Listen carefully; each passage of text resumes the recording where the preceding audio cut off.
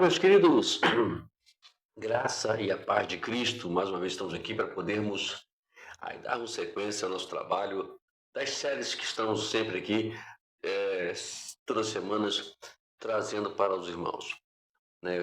Temos aí 2 séries, pelo menos, já estamos já trabalhando para uma terceira série. Eu gosto muito disso, porque ajuda-nos a nos evoluirmos mais na escritura, na questão cotidiana da prática cristã e também, melhor ainda, trazer para vocês alguns conhecimentos, algumas coisas que vocês precisam, que nós precisamos aprender, tanto eu como vocês, aqui estamos aprendendo junto tudo isso. Bom, hoje nós estamos com a série dessa aqui, Integridade apesar de tudo, né? Leitura, interpretação e aplicação do livro de Jó, livro de Jó. Então, estamos aqui para podermos falar sobre ele, escrito pelo doutor Daniel Santos Júnior. Eu entrei no site dele essa semana agora, por isso agora estou acompanhando ele também lá no site dele, e estamos aqui trabalhando lá. Ele trabalha de uma forma, que ele trabalha de outra, mas a gente tenta integrar aqui, aprender mais com ele lá e trazer aqui alguns pontos que é peculiar também, tá bom? Hoje já estamos já trabalhando, já estamos já evoluindo, já estamos chegando na 20ª lição. Olha, amados, que coisa maravilhosa. Faltam 27 semanas para terminarmos aí esse livro. Eu estou ansioso de nós logo terminarmos para podermos nós aprendermos mais ainda. Como temos aprendido muito aqui nesse livro magnífico de Jó. O livro de Jó ele é diverso, ele tem uma forma especial de todos os lados nos ensinar como nos procedermos, na vida cristã. E o meu conselho é que você nos agregue a nós aqui, se enturme conosco. Eu tenho certeza que vai ser de grande valia para você também. Vamos lá? Lição 20, o tema é Só tenho a sepultura. O texto está no capítulo 17, no versículo 1 até o 16. Bom, é todo o capítulo, né? Vamos à nossa introdução? Diz o seguinte: essas palavras são atribuídas a Jó, mas não parece que são dirigidas a qualquer de seus amigos. Seguindo o final da sessão anterior, é provável que ele esteja falando com Deus. Então, aqui, Jó agora, a indicação que a gente tem aqui, que ele esteja falando com Deus.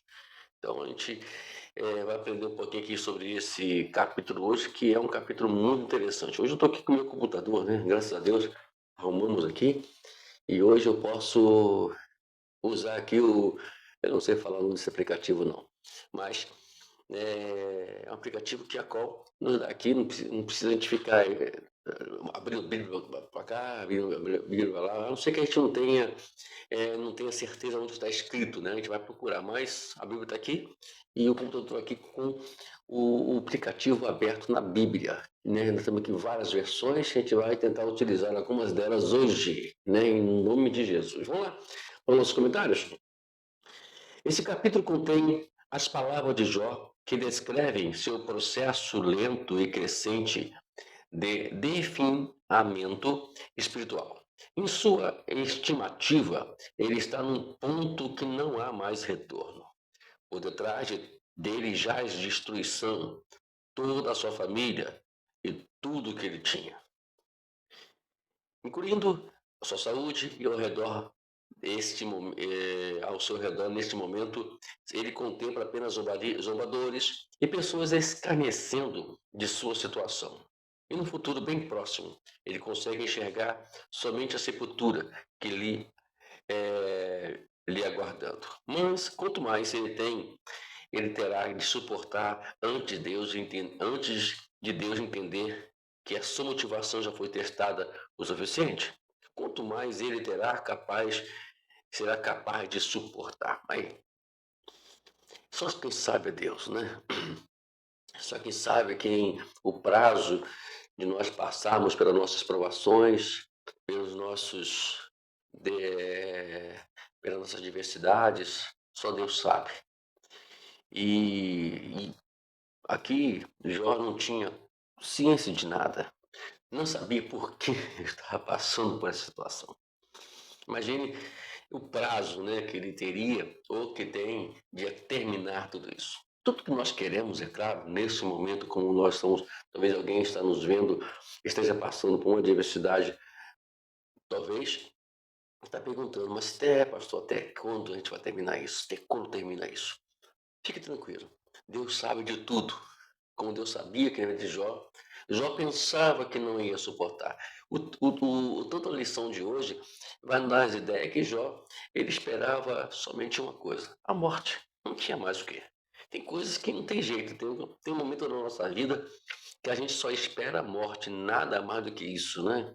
Eu espero de morrer, mas chama atenção, né, ao ler, ao preparar aqui e lendo sobre como a gente ia passar isso para os irmãos, eu comecei a entrar sabe, numas ponderações boas, né, que fala que a gente às vezes a morte ela é tão mais, não é mais aquela coisa de venha nos amedrontar. Ela apenas diz assim, olha, eu já não saio disso, a minha situação está assim, e nós esperamos, porque esperava somente ela e na boa. Jó, em hipótese alguma, até o momento, nós já vai perceber aqui, né, que ele não expõe nenhuma ou relata nada que venha dizer que eu estou dizendo Deus é ruim, Deus é isso. Não, ele entende Deus. Como nós falamos nas lições anteriores, o que Jó queria saber somente a razão. Por que isso, gente? Por que Deus? Só isso só. Mas ele não expressa nenhuma blasfêmia contra Deus. Então, aquilo que Tiago fala lá, no seu final do livro, sobre a paciência de Jó, até então, você está vendo que está sendo legal, né? Vamos para o nosso ponto aqui. O primeiro ponto é: meu espírito está quebrado. E aqui nós temos o verso 2 e o verso 1 do capítulo 17. A avaliação de Jó nesse momento, o meu espírito vai se consumindo. Também pode ser traduzida como o meu espírito está quebrado. Indicando assim um estado que não tem como ser pior do que já se encontrava. Não tem mais como piorar mais do que isso. Na linguagem de hoje, a NTLH, ele fala assim, quase não posso respirar. Estou perdendo o fôlego. É tanta coisa. Primeiro as minhas coisas, as minhas coisas, depois meus filhos, agora a minha saúde. Meu Deus, estou não mais conseguindo respirar. Mas aqui ele fala sobre isso, né? Ele já começa a expressar exatamente sobre isso, né? Então, entretanto, considerando que esse capítulo inicia e se encerra falando da sepultura que lhe aguarda, é bem possível que ele não esteja vendo a sua situação atual como um processo caminhando para uma piora. Mas assim que um quadro não tem mais o que mais como piorar, isto é, ele está caminhando para um término, para uma situação que não tem mais volta. Eu vou morrer, né? Não tem mais jeito, é uma situação como eu estou. Eu fico vendo quantas pessoas às vezes estão nesse momento numa situação como essa, pensando eu vou, não tem mais jeito mais. Daqui para diante é só piorar. Alguns estão num processo tão encaminhado, né, que já estão indo para um terminal de vida e dizem, eu vou acabar por aqui mesmo. E às vezes não, né? Aquilo que parece ser o terminal, o seu estado terminal da pessoa, ela possivelmente pode estar ali, Deus usando esse processo para poder, de alguma forma, nos direcionar a um milagre. Ao milagre. A gente vai falar assim mais na frente sobre isso aqui, com mais intensidade. Então vamos lá. A presença dos zombadores, na presença de Jó, na descrição por Jó, nos faz lembrar de vários salmos onde a aflição do salmista está agravada pelos insultos e provações. Um exemplo disso encontramos no Salmo 22. Todos os que me veem zombam de mim, afrouxam os lábios e meneiam a cabeça. Confiou no Senhor, livra-o a ele, salva-o, pois nele tem prazer. A mesma linguagem aparece no Lamento de Jó, no versículo 6. Deixa eu colocar aqui na minha linguagem. Depois a gente pode até mudar um pouquinho aqui, né? O versículo 6 diz o seguinte: mas ele pôs por provérbio dos povos. Tornei-me como aquele cujo rosto se cuspie. Como é a linguagem de hoje? As pessoas usam esse ditado para mim e vêm cuspir na minha cara. A versão de hoje. A NVGT diz o seguinte: Deus transformou em motivo de zombaria. As pessoas cospem no meu rosto. Isso é insultação. É insultar alguém. Insultação, perdoa a expressão. É insultar alguém, né? É humilhar alguém, insultar. Porque quando você cospe na cara da pessoa, você está insultando aquela pessoa, está confrontando ela, dizendo que você está errado e tá. Então, aqui, o Jó, ele se coloca nessa situação. As pessoas veem a situação dele adversa e ninguém quer dar uma ajuda, ninguém quer dar uma situação. Eles querem, de alguma forma, usar aquele momento para justamente dizer assim, olha, tá vendo aí? Bem feito. Quantas vezes, às vezes, nós julgamos pessoas para assim? Então, é uma lição que não temos que tomar, né? Eu falei para você que o livro de Jó, ele joga por todos os lados, né? Ele ensina a gente de todos os lados. E um ponto é esse aqui, né? Que a gente tem que também aprender a não julgar outras pessoas, independente que esteja o estado dessas pessoas. Talvez ela possa até estar passando por situação porque ela provocou, mas isso não é o nosso, não cabe a nós julgarmos eles ou e dizermos que é por isso, mesmo porque nós não sabemos diretamente o que está acontecendo, como aqui no caso dos amigos de Jó, né? Vamos lá, a mesma linguagem, né? Quanto Jó afirma que seus olhos são obrigados a contemplar a provocação, ele quer dizer com isso que foi o próprio Deus quem o colocou como motivo de zombaria entre os povos. Foi Deus que me colocou assim. E aqui nós temos dois motivos que nós podemos extrair isso aqui, né? E importantes. O primeiro motivo é Jó se tornou provérbio entre os povos, isto é, ele foi o motivo de frases. Está vendo ali? O homem rico ficou pobre, o homem sensacional, o grande sábio aqui da redondeza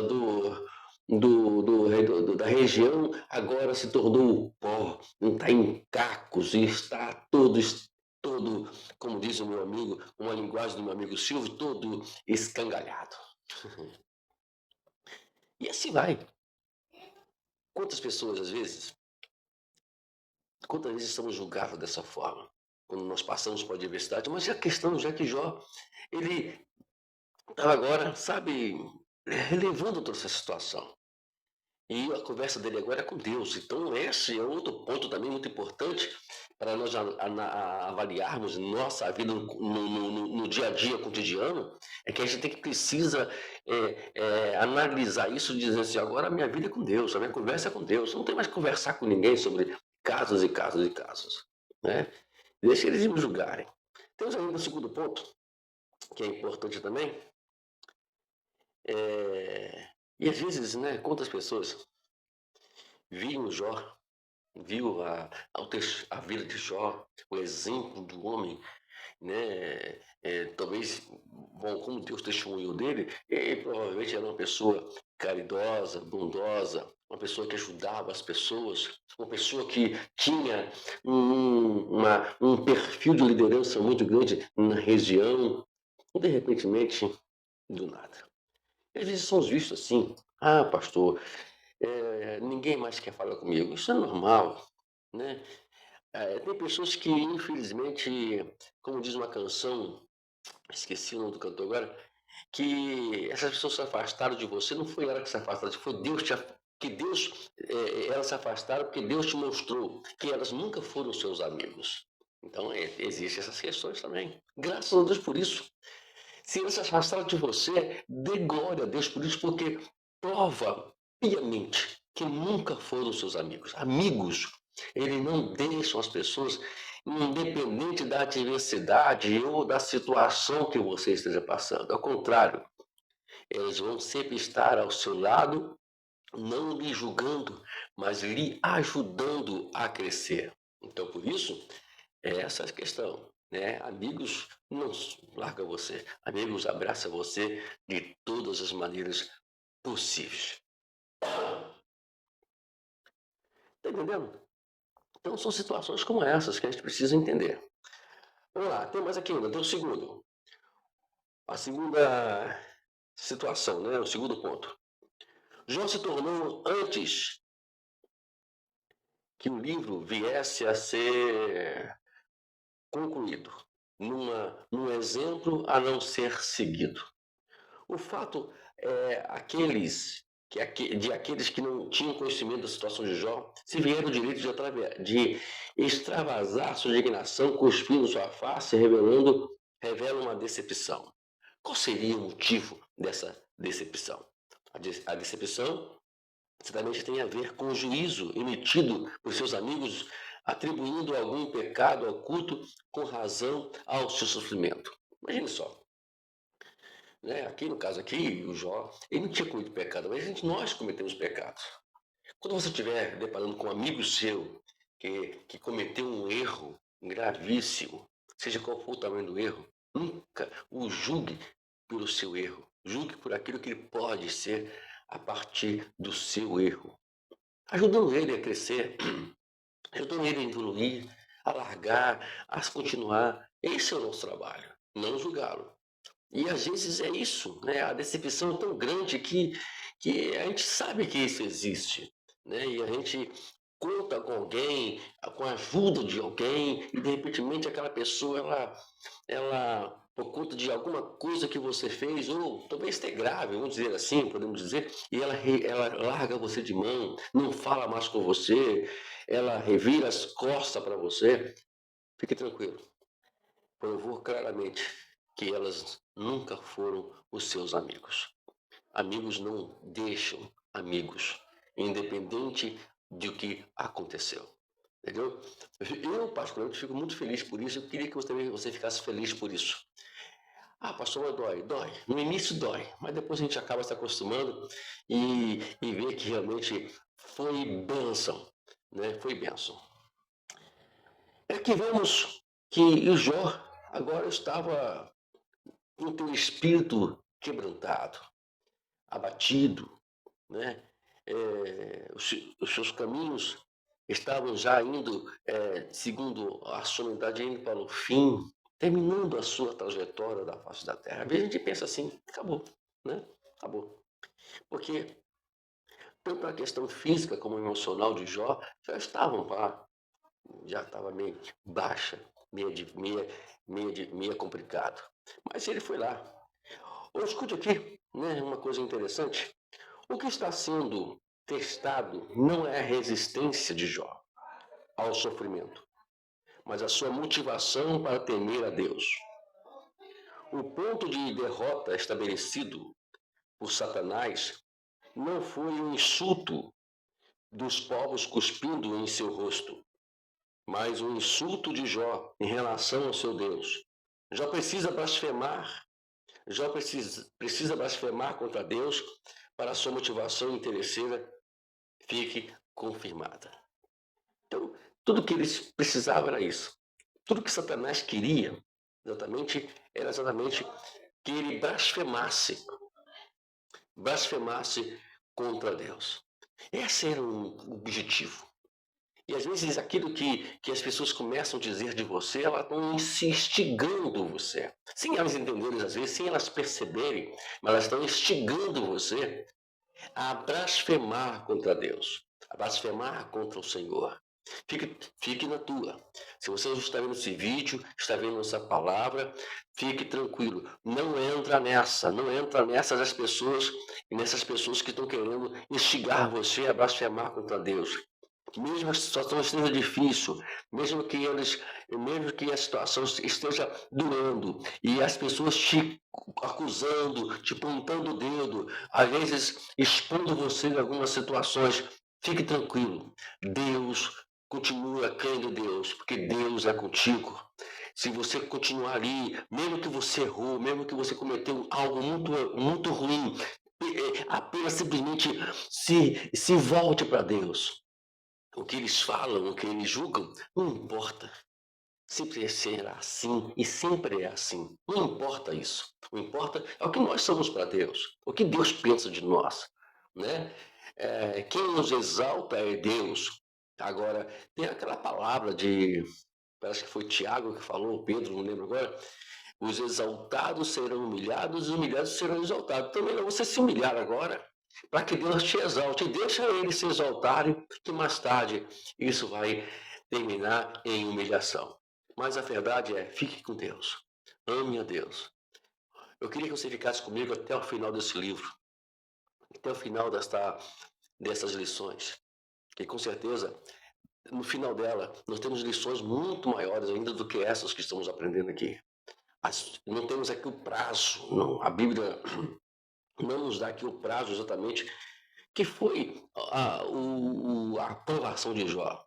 Mas ele passou, ele entendeu mais tarde. A gente vai ver isso mais tarde, mas temos ainda muitos caminhos, muitas lições para comentar ainda. Vamos lá. Temos aqui o segundo ponto, que vai no capítulo 17 ainda, verso 3 e verso 4. O tema aqui é: o penhor é o meu fiador.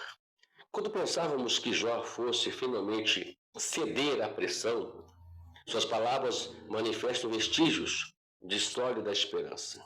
Nesses dois versos, Jó pede a Deus um penhor, uma garantia de que todas essas tribulações não significam o que os seus amigos estão firmando o que significa.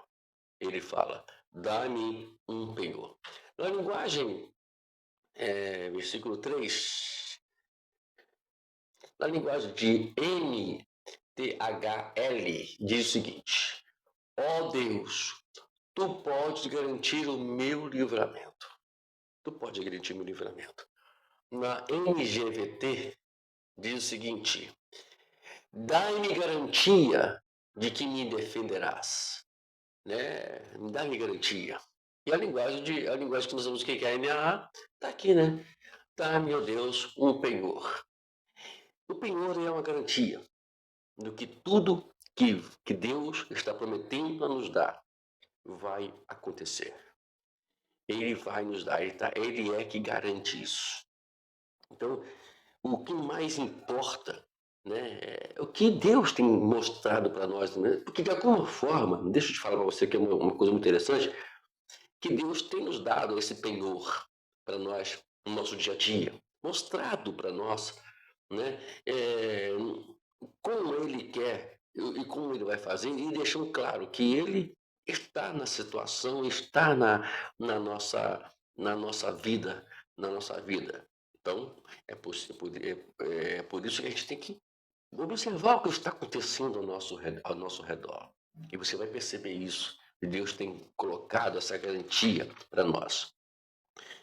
E a outra aqui é a questão da esperança, né? O fiador. Além dele ser a nossa garantia, ele é nosso fiador. Eu não posso pagar, eu não tenho preço, eu não tenho condições de pagar, mas o Senhor ele é o nosso fiador. Vamos ler a linguagem de hoje?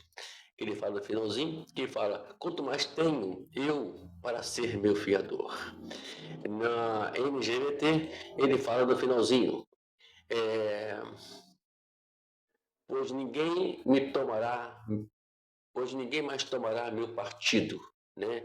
Deus, ele é somente ele. Ninguém quer mais ser meu fiador. Ninguém mais quer nos ajudar a comprar a briga por nós, a pagar isso por nós. Mas Deus vai estar lá.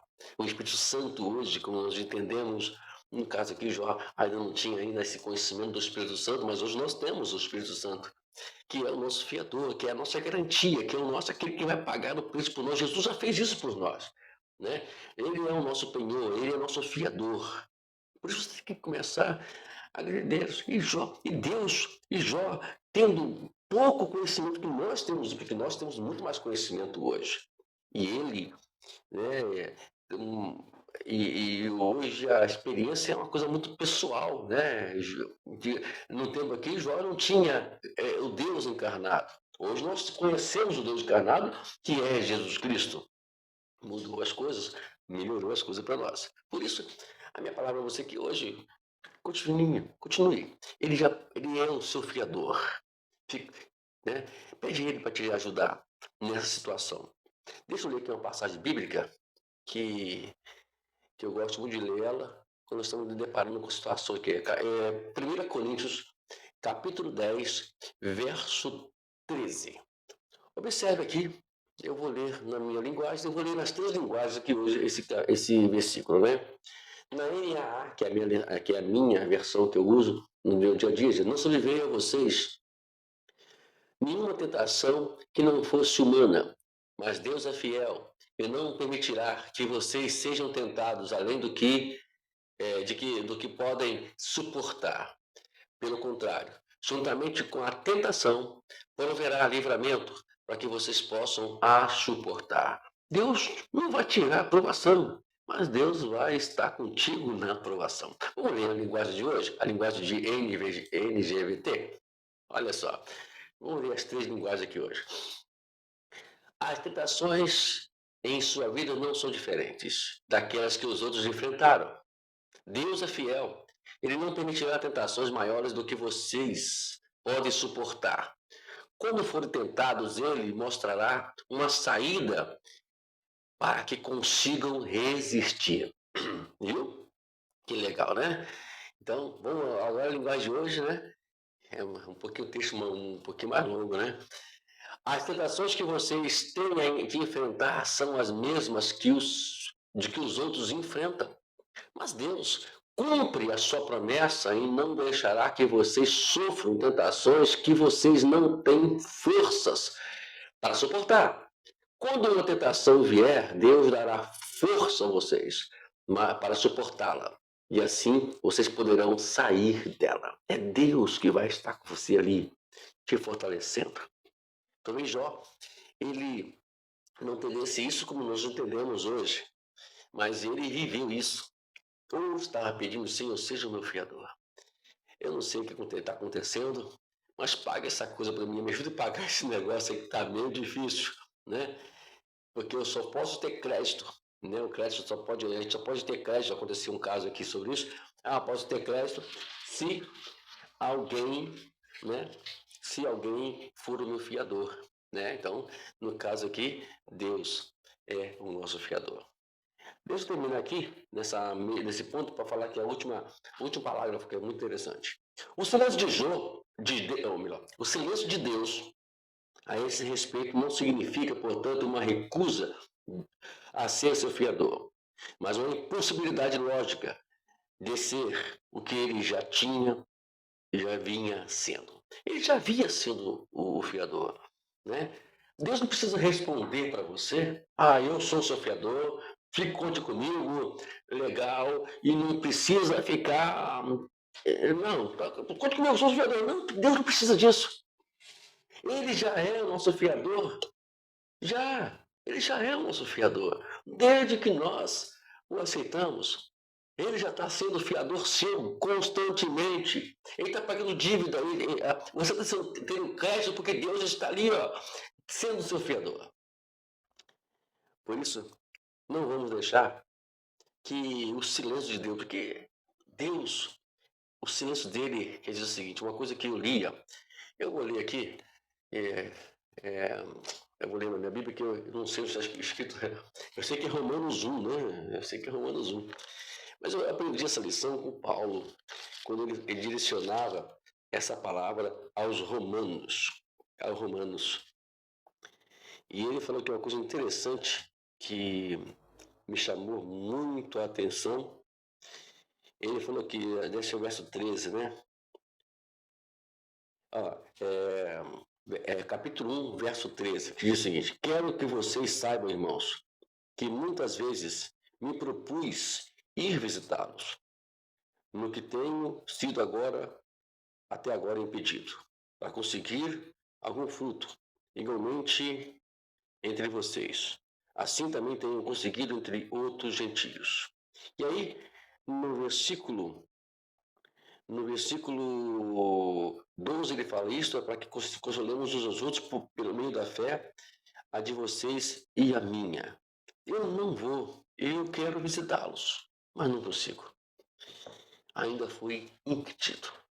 Mas uma coisa que chama atenção aqui é que Paulo, ele ora a Deus para ir visitar os romanos, e Deus não fala nada enquanto isso, quando Deus não fala nada, ele vai continuando orando. Eu vou ver, Senhor, eu quero ir lá em Roma, eu quero visitar os irmãos lá de Roma.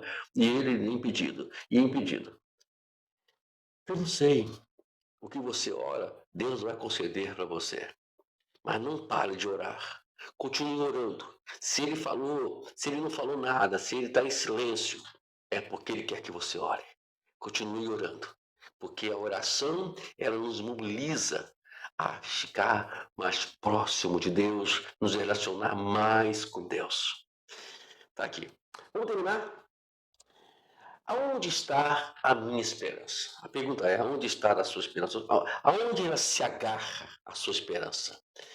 Às vezes, nos ficamos tão agarrados com coisas que não têm nada a ver. Agarramos com coisas que é insignificante. E a pergunta é, quem ou que é a sua esperança? Para Deus aqui, para Paulo aqui, a esperança dele era Deus, de todas as maneiras. Isso aqui, a partir do versículo 9, ele começa justamente a detalhar sobre isso, né? Que a esperança dele era ele, não tinha outra esperança. Na situação que ele vivia, não tinha outro meio, a não ser esperar em Deus, aguardar a ordem de Deus. E a mesma coisa vos falo também. Enquanto as coisas não apareceram, espere em Deus. Aguarde em Deus. Que Deus tem um controle. Jó, aqui, tem consciência da soberania de Deus. Ele não blasfema com Deus porque ele sabe que Deus está acima de tudo, sobre todos. Por isso que ele continua tendo a sua força e a esperança dele. E eu creio que a partir de agora a gente vai ter aqui um crescimento de fé mais de Jó. E as dificuldades que nós passamos, elas devem ser galgadas para cima, né? Não para baixo, né? Por favor, eu queria que, se você tiver algum problema nisso aí, me procure, por favor. Me procure, manda aí uma mensagem, pastor. Eu preciso conversar com o senhor. Eu estou galgando para baixo. E a gente vai conversar, tá ok? A gente vai conversar. Eu vou passar para você meu Instagram, né? E com certeza as coisas vão mudar. Deus te abençoe, meu amado. Terminamos mais uma lição aqui dessa série de mensagens sobre integridade apesar de tudo. É uma gratificação imensa poder ministrar isso aqui. Eu fico muito grato a Deus por Deus me dar essa oportunidade. E com certeza tem muitas coisas para podermos aprendermos mais ainda nessas 27 lições que ainda faltam ainda. Deus abençoe. Até a próxima. Em nome de Jesus.